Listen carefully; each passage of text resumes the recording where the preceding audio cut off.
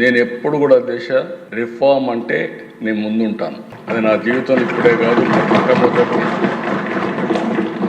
ఒక ఆర్థిక సంస్కరణలన్నా, tax reforms అన్నా, టెక్నాలజీ రిఫార్మ్స్ అన్నా నేను ముందుంటాను. చాలాసార్లు ఒక విషయం చెప్పాను, మనందరం గుర్తుపెట్టుకోవాల్సింది, అభివృద్ధి జరిగితే సంపద సృష్టించబడుతుంది. సంపద సృష్టిస్తే ప్రభుత్వానికి ఆదాయం వస్తుంది.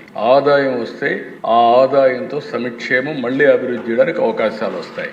మొన్న ఢిల్లీ మీటింగ్లో కూడా నేను చాలా స్పష్టంగా చెప్పాను, ఎవరైతే సంపద సృష్టించలేరో వాళ్లకు సంక్షేమం ఇచ్చే అధికారం కూడా లేదు. అప్పులు చేసి సంక్షేమ కార్యక్రమాలు ఇస్తే అది సస్టైనబుల్ కాదనేది నా ప్రగాఢమైన నమ్మకం.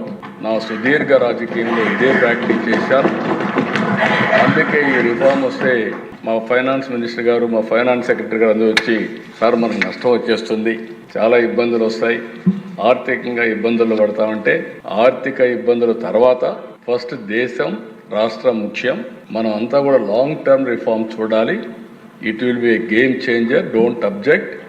ఫస్ట్ మీరు వెళ్ళి సపోర్ట్ చేయమని చెప్పిన వ్యక్తి నేనని చెప్పి కూడా నేను తెలియజేస్తున్నా. ఆ పని చేశాను.